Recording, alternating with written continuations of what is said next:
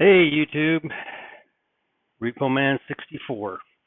I wanted to come back on here and talk about the four groups of people. There are four groups of people in the world, and I'm afraid that a lot of people belong to this group. This is the group that's in the world.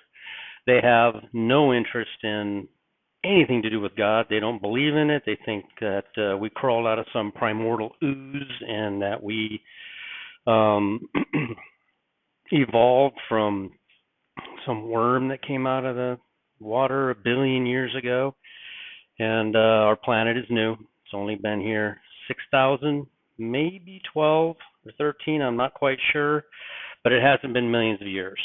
Um, that group of people are the ones that when Satan comes out with the mark, that group of people is going to be first in line. Heck yeah, give me the mark. You're going to give me some money. I can buy, sell, and trade. I can do what I want. Those fools over there don't do it. And they consign themselves to a place called the lake of fire. That's where hell, Hades, and Satan and all the evil angels and all the wicked men are going to be cast into for all eternity. You're going to live for all eternity. Dying isn't the end. It's just the beginning. You're only here for a short period of time. And then you have all eternity to realize that crazy person that was warning you about what was about to happen. You thought you were so smart, your education is through the roof, and you know everything, and here you are, burning in hell. It's a bad place to be. I hate to start it off so dark, but now we get to the fun part. We get to the brighter part. Had to get that out of the way. Here's the brighter part. There are three groups of people beyond the four. So the ones that are cast in the lake of fire, nothing we can do for them. There's something I can do for you, though, if you are a member of that group and you don't believe in any of this. You might want to do a little research. Your IQ's through the roof, and you just know that the Earth has been here a billion years, and you know there's no God, and you've got it all figured out. You might want to spend, and those are the people that never read the Bible. Those are the people that took the Bible at face value and just thought that some men wrote it, and it's all contradictory, and it's meaningless. And I would warn you that the day is coming. The day of reckoning is almost here. And the best place for you is, if you're hearing this, is to please go and pray. Humble yourself, get on your knees, and pray to your Creator that He saves you through all that mess, because that's bad. So, the other three groups, the fun groups, sort of fun groups. We have Luke, we have Mark, and we have Matthew. As you know, Luke is the bride. Now, the bride is given to us in a parable, speaking of Leah, Jacob, and Rachel. He loved Rachel, which is the Jews, which is Israel, but he woke up in the morning with Leah. He worked 7 years and didn't even know it, just didn't even feel it, because he was so in love with Rachel, he breezed through those 7 years like nothing. And he woke up in the morning with Leah, and it upset him. He wanted Rachel, but he gave Leah her 7 days, which is her 7 years. Gave her 7 years. That's the bride. So what I wanted to do this time when I talk about this stuff is I wanted to relate it to yet another story in the Bible. You have a thief on the cross, two thieves on the cross on either side of Jesus. In that story, do you know where the bride is and where the cattle are? So we're going to call the three groups this. Luke is the bride. Mark is the tribulation saints, which the bride gets raptured into the third heaven. And it speaks about that in 2 Corinthians 12:2. I knew a man above 14 years, and he didn't realize where he was or what it was, but he knew a man above 14 years, and that man was raptured into paradise. 14 years, and he's talking about the very end of the world. He's talking about at the end of the 14 years when Jesus comes back and just pounds all the people, all the wicked people, and Satan and all that, and he wins, and he sets up his government on earth. Talk about a good government. Talk about a government that's going to work perfectly. There won't be anybody on the take anymore. The money you make, you'll make a fair wage and you'll pay a fair amount in, they call it a tithe in the Bible and taxes, but it won't be anything like it is now. It'll actually function properly. So I digress. That group is the Mark group, the Rachel group, the group that God loved, Jesus loved, and the group that are be raptured into paradise. If you read 2 Corinthians 12:4, you'll see that that group gets raptured into paradise. And the final group is the other 6 years that he worked, and I think it was 6 years, 364 days. It was almost 7. I think this is a 21-year count. So those are the cattle. Those are those who refuse the mark. They're not going to hell, but they are going into the millennium. They can die. They have to eat of the fruit. The Bible talks about how, I don't want to say we'll all be human, but they will be indestructible. The bride that went to the third heaven, and Rachel, the wife he worked for that went through 7 years of tribulation, they're going into paradise. So back to the thief on the cross. Who is the Bible talking about is going to be going into the third heaven? Who is going into paradise? And who are the cattle that are left over? You have the thief on the cross. He reviled Jesus, hated him, told him, if you're truly a God, get yourself off this cross. He never believed. He just never believed. He was pinned up there on the cross right next to Jesus, though, wasn't he? He's the cattle. He's the Matthew group.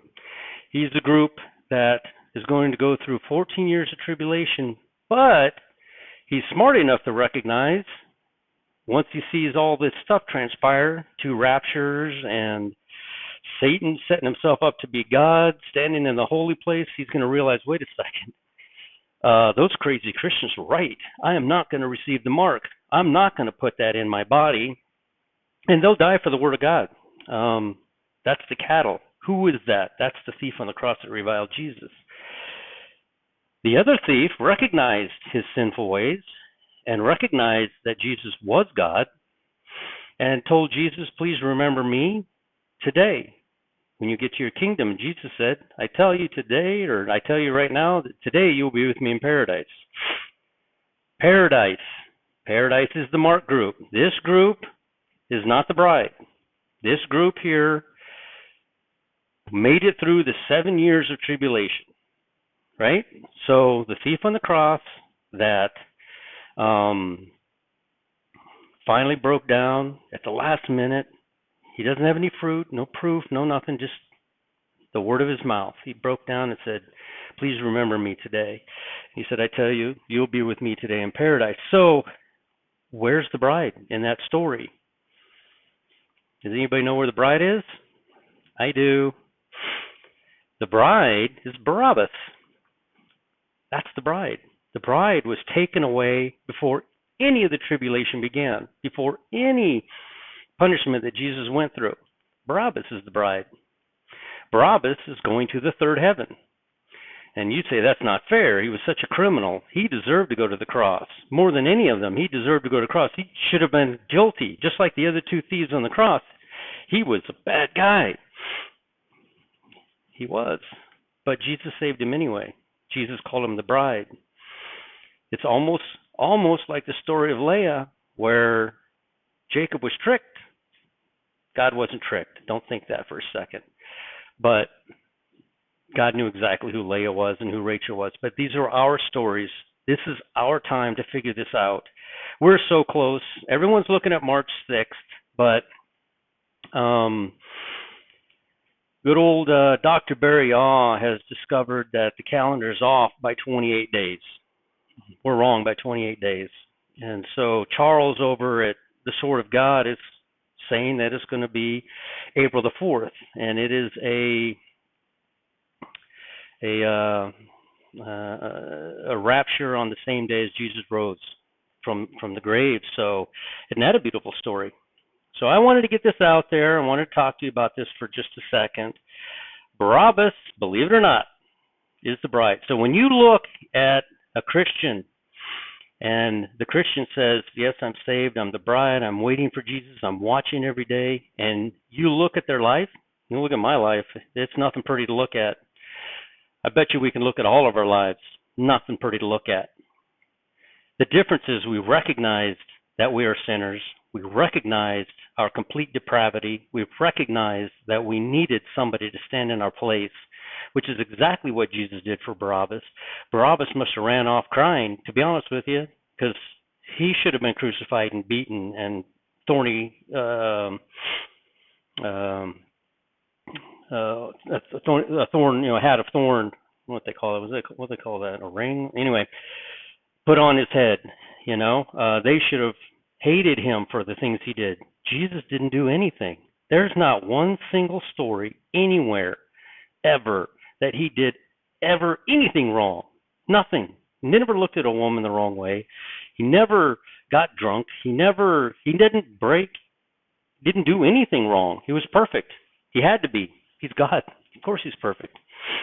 So why do we deserve any of this? We don't.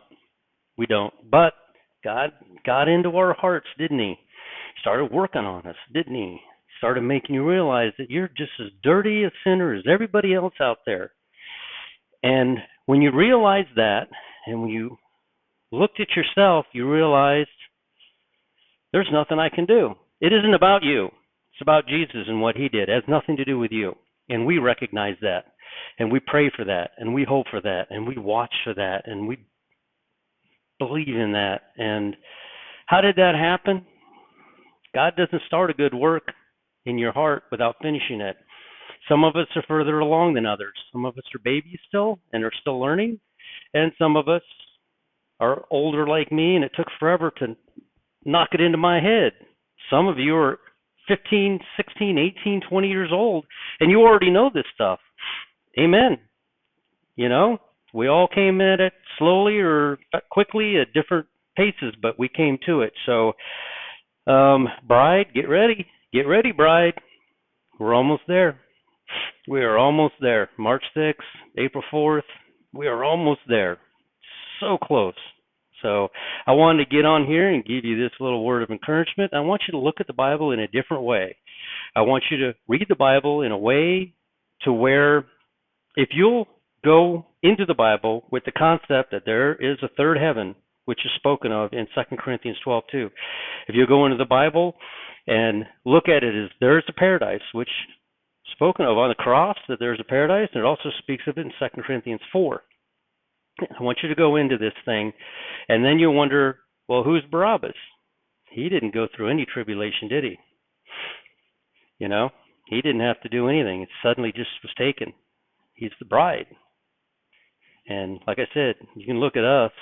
We're a ragtag bunch of sinners, but the difference is we know that we've sinned. We don't call sin good. We don't look at it and say everybody else is doing it.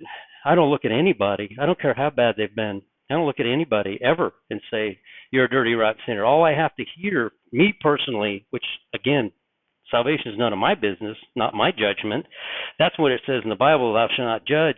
It doesn't say you can't judge their sin. It says you can't judge whether or not they're saved. I can't judge. I don't know where the heart is of anyone, but I know where my heart is. So I just want to get on here and give you that word of encouragement. I think if we read through the Bible, we're going to find all kinds of groups of three. Just like Noah, when he went through, Shem, Ham, and Japheth, if you look at those three kids, you'll find two kids covered their father's nakedness. That's the third heaven group, the Luke group, and the other son is the Mark group, and he also helped cover his father's nakedness. And those who were cursed through the 14 years was the son that laughed at him for his nakedness. So if you go through the Bible, you will see so many new, inspiring revelations that will point you to this stuff. It's everywhere now. Groups of three are everywhere now, and you can see it for yourself. All right, YouTube, Repo Man 64, like, share, comment, and subscribe. Subscribe. And I'll put a little Discord connection thing down there in my comment section so you can go on the Discord if you guys want to have a chat about this stuff. I spent a lot of time on God a Minute, though. He's a lot of fun. His group of people on there are a lot of fun. One of the guys just called me up, or he sent me a message through Discord that says, I see the 14 years. I see it now. And I was like, what? That's awesome. I'm glad I could be a part of that. Isn't that the biggest blessing of all? Is that you get to be made a part of somebody's, not salvation, but eye-opening experience. Isn't that awesome? I love it myself. I love that part of it. And when I get to heaven, I'm going to find the guy who opened my eyes. And I'm going to give him a big hug and tell him thank you, for taking the time out. I mean, God obviously used him to get to me. God, to all the glory goes God. He's the one that gives us the desire to do this. But anyway, I've been here too long, and I will ramble on for hours if you let me. And so I'll be back on here again as I keep uncovering these, or I like to tell a story in a way to where the average guy like me can understand. And that's it's right there. It's right in front of you. You got to understand. It's simple. But then again, maybe you don't. And maybe you need to listen to Charles over at Sword of God with all of his graphs and his high-tech stuff. Me, I'm on my phone, standing right in front of my phone, talking to myself in an empty room. Yeah, it's sad. So, or maybe you like to listen to Aaron over there at God a Minute. Guy's hilarious. He animates things like the end of the world and, stuff. So his 40 reasons why we can know the date of the end of the world. I mean, it was brilliant. The way he does stuff. I love the way Aaron does stuff. Or if you want to get in trouble, I wouldn't want to go up to Watchwoman 65.